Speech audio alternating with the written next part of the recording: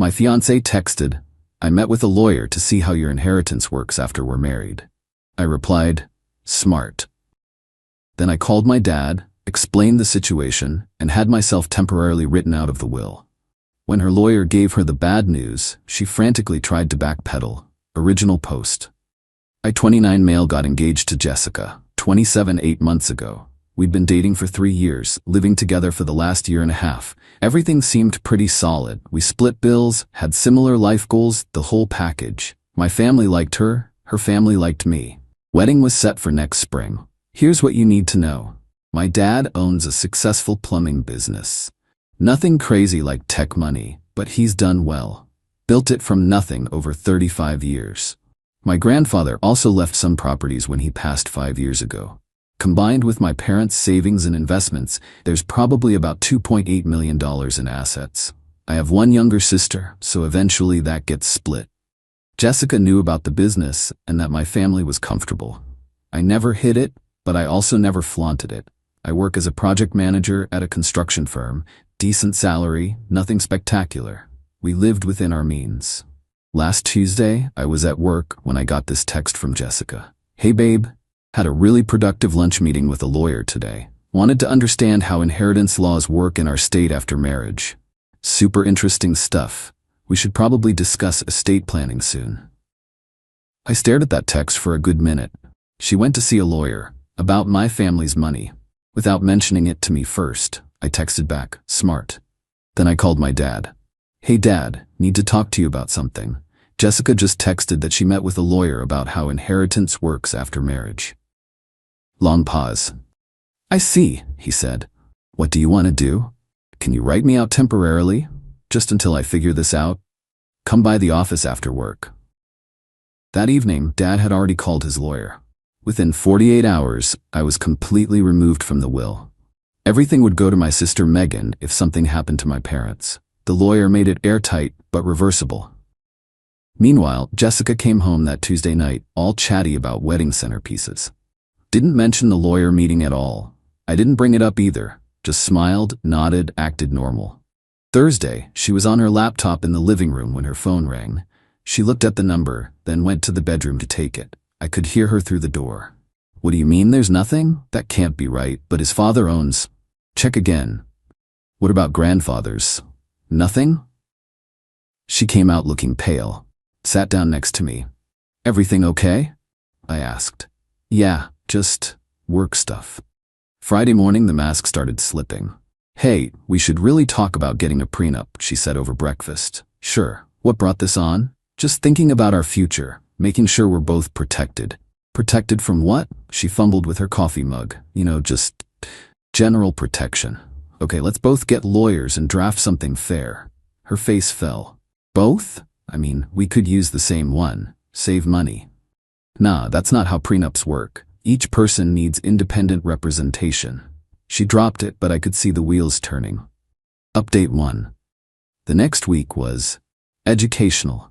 Jessica started dropping weird hints about finances. Random stuff like, "Your dad's getting older. Have you guys ever discussed succession planning for the business? Megan seems really irresponsible. Hope your parents have safeguards in place. It's weird that your dad never officially brought you into the business, right?" Each time, I'd give vague non-answers. Dad's got it handled. Megan's doing fine. I like my job. Then came Saturday. Jessica's mom, Diane, called asking if we could come for dinner Sunday. Sure, why not? We get there, and it's not just dinner. It's Jessica, her parents, and her brother Kyle, the entrepreneur. He started 5 businesses, all failed. Diane starts, "So we wanted to discuss the wedding budget." "We're keeping it modest," I said. "The venue's already booked." Jessica and I agreed on $15K total. "Well, that was before we knew about your family's situation," Diane said. "What situation?" Jessica jumped in. "Mom, stop." "What?" "It's reasonable to expect his family to contribute more." "The groom's family traditionally." "We're not traditional," I interrupted. "Jessica and I are paying for our own wedding." Kyle snorted. "Must be nice, keeping all that family money while your future wife struggles." "Struggles? Jessica makes $65K a year, we're doing fine." "But with what you'll inherit," Diane started. "I'm not inheriting anything." Dead silence. Jessica's voice was sharp. "What?" I was removed from my parents' will earlier this week. Seemed like the responsible thing to do before marriage. The explosion was immediate. Jessica, what? When were you going to tell me? Why would I? It's my parents' money, not mine. Doesn't affect us. This is ridiculous. You can't just disinherit yourself. Actually, I can. Did. Done. Kyle, this is obviously temporary. You're just trying to protect assets. Protect them from what? I asked innocently. Jessica stood up. We need to leave. Now. The car ride home was silent until we got to our apartment. Then she unloaded. How could you do this without discussing it with me? Like how you met with a lawyer without discussing it with me. She went white. That's different. I was just getting information. Information about money that isn't yours and might never be mine. Why would you need that information, Jess? For planning. Our future. Our future based on my parents dying? That's not. I didn't. You literally went to a lawyer to find out how much of my family's money you'd be entitled to. That's morbid as hell. She started crying. I just wanted to make sure we were secure. We are secure. We both have jobs. We have savings. What we apparently don't have is trust. She went to stay with her friend Amy that night. Update 2. Jessica came back Sunday afternoon with what I call the full court press. First, tears and apologies. I'm so sorry.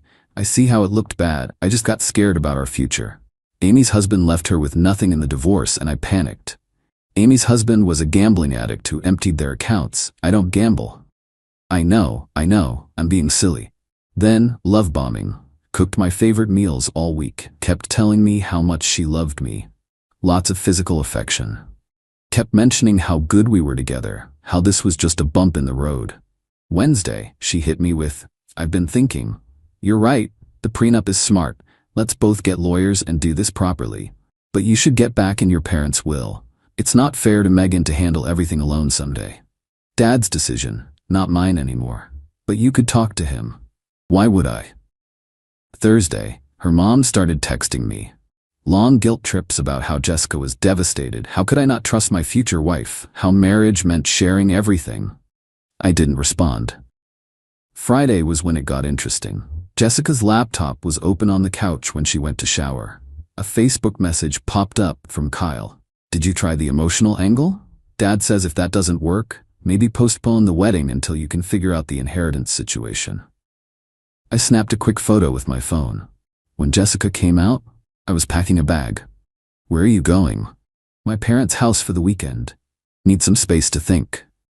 Think about what? Whether I want to marry someone who's treating me like a lottery ticket she's trying to cash in. She panicked. That's not what this is. Then what is it? Security is important to me. No, Jess, my family's money is important to you. There's a difference.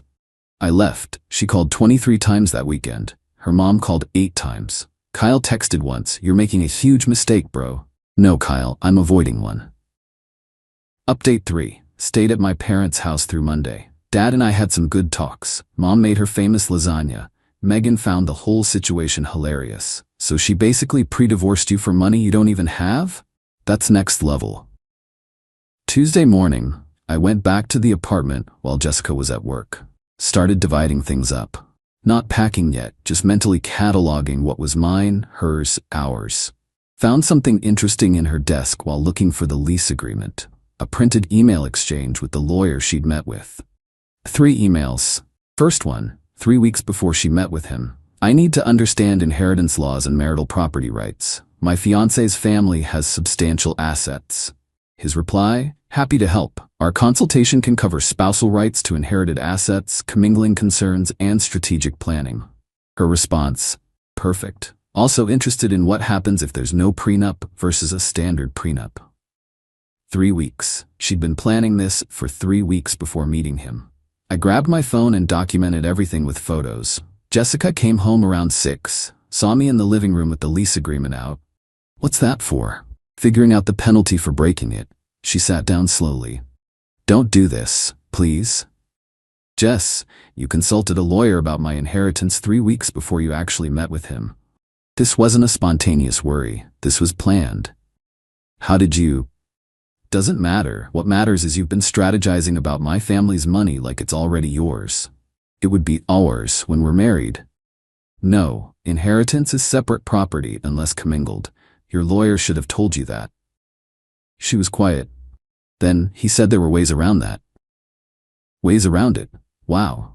That's not what I meant. What did you mean? She started crying again, but this time felt different. Desperate. I grew up watching my mom struggle. Dad's business never took off. We never had stability. When I met you, you were just this nice guy with a good job. Then I found out about your family and I thought finally, I wouldn't have to worry anymore. So you fell in love with my family's bank account? No, I fell in love with you. The money it made me feel safe. Safe enough to plan how to get access to it. I'm not a gold digger.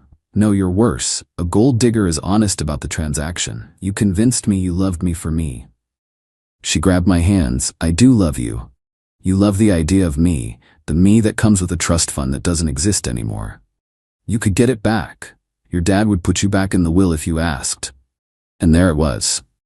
The real Jessica. Get out. What? Pack a bag, go to your parents' or Amy's. I'll give you a week to find a place. This is my apartment too. Your name's not on the lease. You're a month-to-month tenant at best. Want to fight about it? We can do this legally. She stared at me. You've changed. You've become cold. Mean. No, I've become aware. Pack. Now. She threw things into a suitcase while sob-screaming about how I was throwing away our future, our love, our life together. As she headed for the door, she turned. You'll regret this. When you're 40 and alone, you'll realize you threw away someone who actually loved you over your paranoid trust issues. I'd rather be alone than be someone's retirement plan. She slammed the door. Update 4. The entitlement escalation was swift and spectacular. Wednesday, day after she left, got a call from our wedding venue. Jessica had called trying to cancel and get the deposit back. In her name only. The venue called me because I was the one who'd paid. Keep the date for now, I told them. I'll let you know by Friday. Why keep it? Because I'd lose the deposit anyway. Might as well think about it. Thursday, Jessica's dad, Robert, showed up at my work. We need to talk, man to man. About what? About you destroying my daughter over some misunderstanding. Misunderstanding? She consulted a lawyer about inheritance before we even set a wedding date. She's a planner. She likes to know things. You've traumatized her overdoing research. Research, right? He leaned in. You need to fix this. Get back in your family's will, marry my daughter, and stop this nonsense. Or what? Or everyone will know what kind of man you really are. Someone who abandons his fiancée over nothing. Good. Tell everyone. Tell them she met with lawyers about my inheritance. Tell them she tried to steal our wedding deposit. Tell them everything. He left, but not before muttering about how I'd rue this day. Rue? Who says rue? Friday morning, got an email from Jessica. Subject line, formal demand.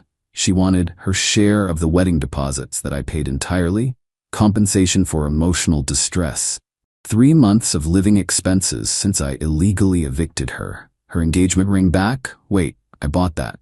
She wanted me to pay her for the ring I bought. I forwarded it to my cousin who's a lawyer. He laughed for 5 solid minutes on the phone. Please tell me you're not considering any of this. Just want it documented. Saturday, the social media campaign began. Jessica posted a sob story about how her narcissistic ex threw her out with nothing after she tried to plan for their future. Her friends and family shared it widely. I posted nothing. But Megan went nuclear. She posted the screenshots I'd sent her of Jessica's messages with the lawyer, Kyle's Facebook message about the inheritance situation, and a simple caption, "When you try to rob my family, then play victim." The comments section was a bloodbath. Some of Jessica's friends quietly deleted their supportive posts. Sunday, Diane called in tears. You've ruined her reputation. How could you let your sister do that? I didn't let her do anything. Megan's an adult. Take it down. Not my post. Then make her. Make a 26-year-old woman do something? You obviously don't know Megan. We'll sue for defamation. Truth is an absolute defense. Your daughter wrote those emails. She was just protecting herself. From what? My non-existent inheritance? Click. Monday, today as I write this, the piece de resistance. Jessica showed up at my apartment at 7 a.m. with a U-Haul and 3 guys. Told them I was her abusive ex and she needed to get her things while I was at work. Except I work from home on Mondays now. Post-COVID schedule. I opened the door to find her directing these movers toward my furniture. "That couch is mine," she was saying. "I have the receipt that says otherwise," I said. The movers froze. They wanted no part of this. Jessica went white. "You're supposed to be at work." "Schedule changed. Also, that's breaking and entering you're attempting." "I lived here." "Lived. Past tense. You have no legal right to be here now." The movers were already backing away. The lead guy said, "Ma'am, we can't take anything without proof of ownership." "I'll show you proof." She actually tried to push past me into the apartment. I stepped aside, let her in, then called 911. "I need police assistance. My ex-fiancée is in my apartment, refusing to leave." Jessica's face was shocked. "Pikachu. You called the cops? You brought 3 strangers to steal my furniture." She ran out before they arrived, left the U-Haul running in the parking lot. The movers had to come back for it, apologizing profusely, gave them $20 each for their trouble. Final update. It's been 2 months now since the U-Haul incident. Here's where everyone landed. Jessica moved back in with her parents. According to mutual acquaintances, she's telling everyone I financially abused her by hiding assets and manipulating the legal system. She's also apparently engaged again. Yeah. Already. Some guy she met on a dating app who treats her like the queen she is. I looked him up out of curiosity. He's 51, recently divorced, owns a car dealership. Good luck with that, buddy. Her family still occasionally sends nasty messages. I document everything but don't respond. My cousin says if they keep it up, we can file for harassment. Kyle tried to start rumors that I was mentally unstable and needed help, but nobody who actually knows me bought it. He's still living at home, working on business idea number 6, something about NFTs for pet photos. I'm sure that'll be the winner. The wedding venue? Turned out my buddy Trevor had been planning to propose to his girlfriend. Sold in the reservation at a discount. Went to their wedding last month. It was beautiful. Jessica wasn't invited but somehow found out and posted about how I was rubbing her face in it. I wasn't. I was just eating chicken marsala and doing the electric slide. My dad did eventually put me back in the will, but with some new provisions. Any inheritance gets placed in a trust that can't be accessed by a spouse for 5 years after marriage. Smart man. Me? I'm doing all right. Therapy helped process the betrayal. Started dating someone new last month, a pediatric nurse named Grace, who actually insisted on splitting our first date bill because it's 2024, not 1950. Refreshing change. The ring? Sold it. Used the money for a killer home theater setup. Every time I watch a movie on my 75-inch OLED, I think about how Jessica's greed bought me this beautiful TV. It's petty, but it makes me smile. Looking back, the red flags were there. The way she'd make jokes about being a kept woman once we were married. How she suddenly became interested in my dad's business after we got engaged.